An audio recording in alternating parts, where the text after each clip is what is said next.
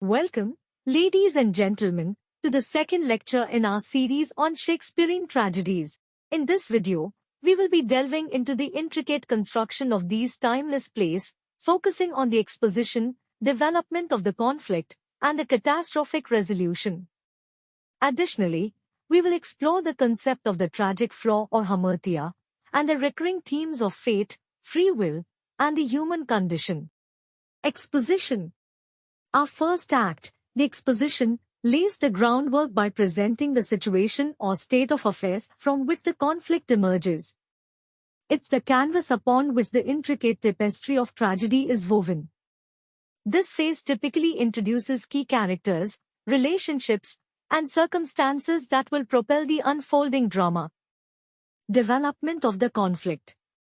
As we move into the second act, the development of the conflict takes center stage.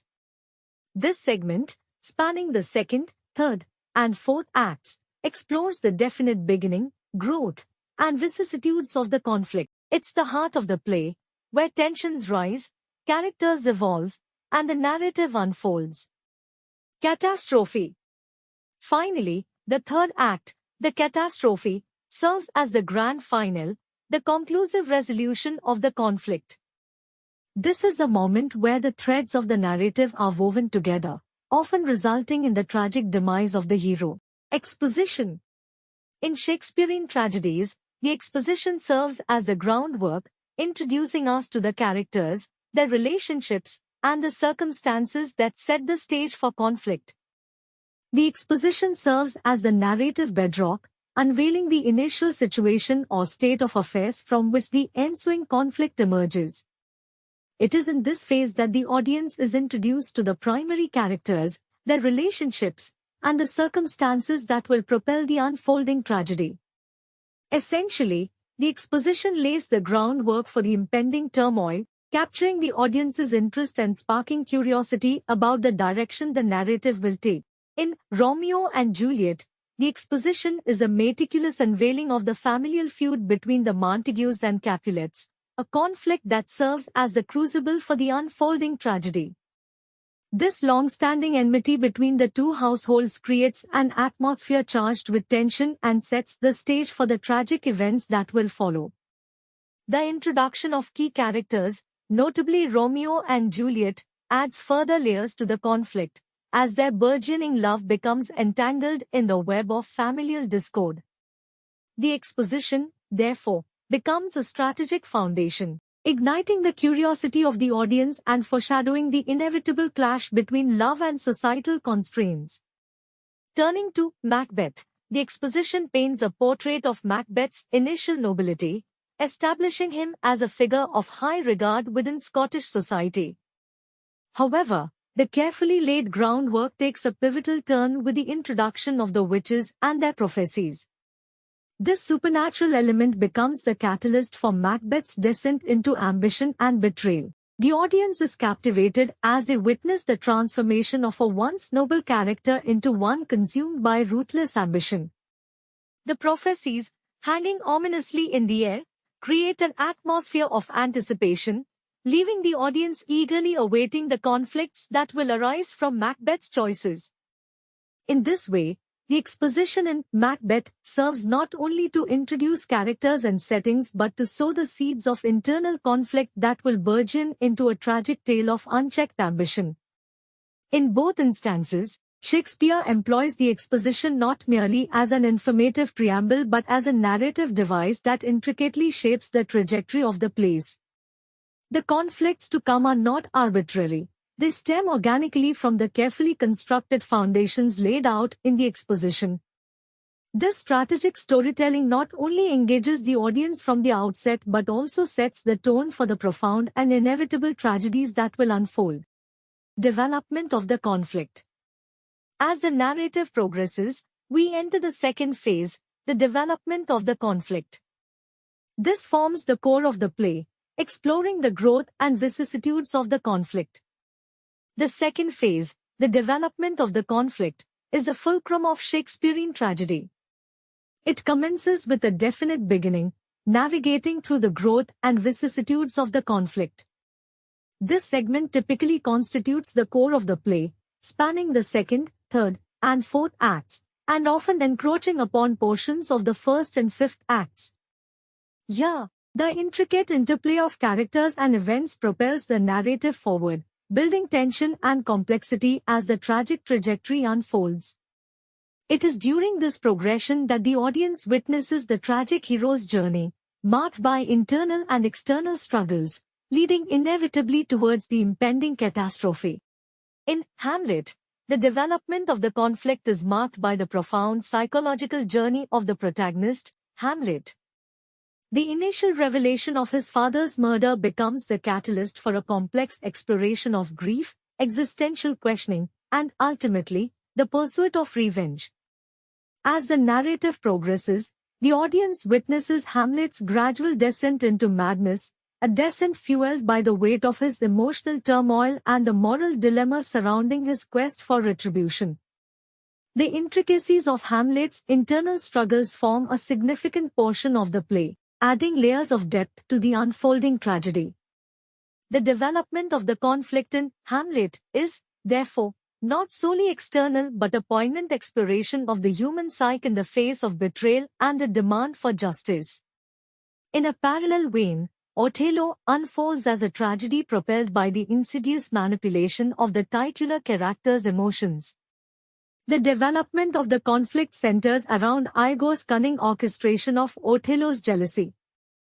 This manipulation, executed with Machiavellian precision, unfolds gradually, insinuating doubts and poisoning Othello's mind against his wife, Desdemona.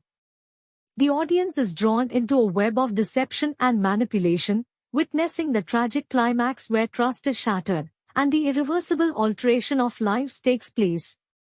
The development of the conflict in Othello is characterized by the psychological unraveling of the protagonist, a poignant exploration of the destructive potential of unchecked emotions and deceit.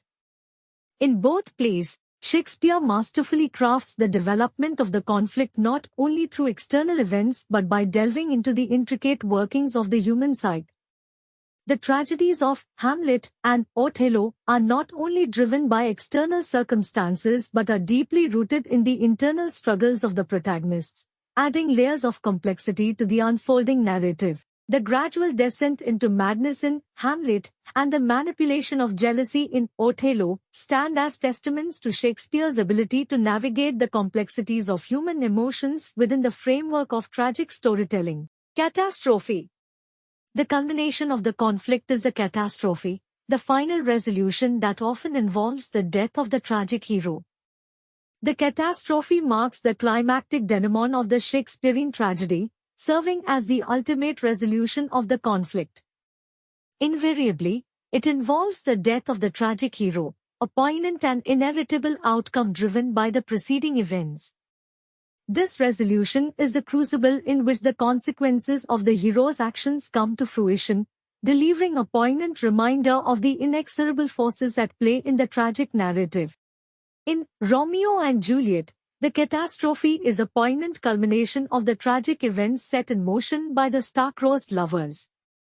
Driven by the relentless force of circumstances and their ill-fated love, Romeo and Juliet meet a tragic end.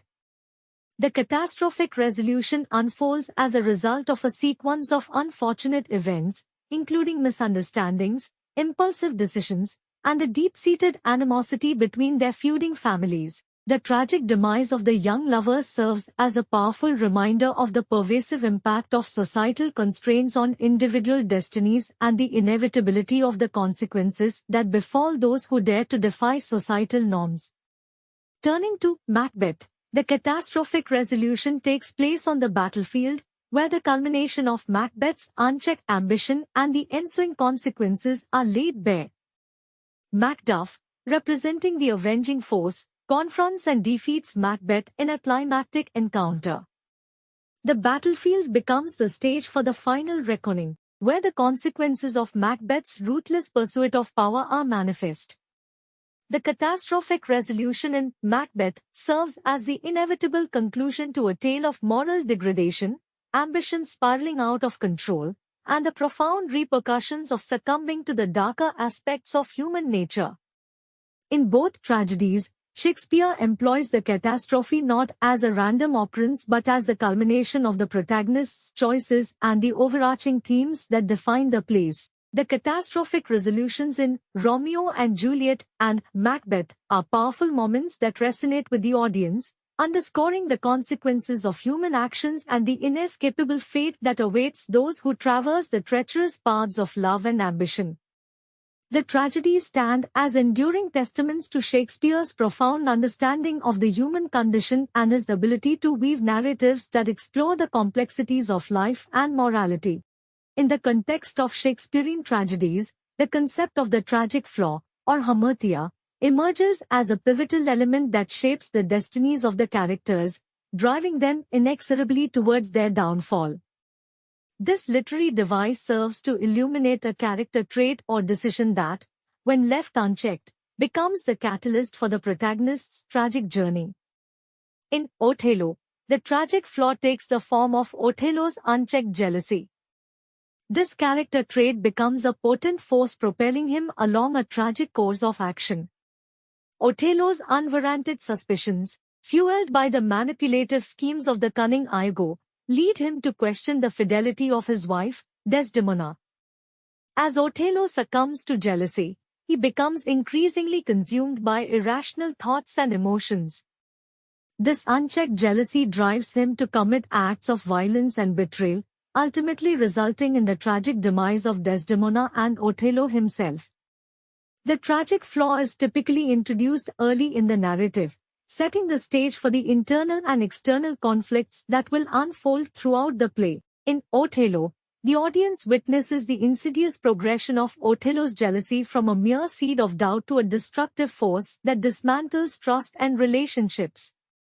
The tragic flaw, therefore, serves as a narrative device that not only shapes the trajectory of the character but also underscores the broader themes of the play, such as the corrosive nature of jealousy and the fragility of human relationships. Shakespeare's adept use of the tragic flaw in Othello stands as a testament to his keen understanding of human nature and the timeless allure of narratives that explore the complexities of human emotion and the consequences of unchecked flaws. The portrayal of Othello's tragic journey serves as a poignant reminder of the inherent vulnerability of even the most noble and esteemed characters when confronted with the destructive potential of their own flaws. Themes of fate, free will, and human condition. In the vast tapestry of Shakespearean tragedies, the exploration of profound themes such as fate, free will, and the human condition serves as a compelling undercurrent that enriches the narratives and engages the audience in contemplation. In Romeo and Juliet, the theme of fate weaves through the narrative, intertwining with the characters' choices. The overarching sense of inevitability is encapsulated in the notion of the lovers being star-crossed.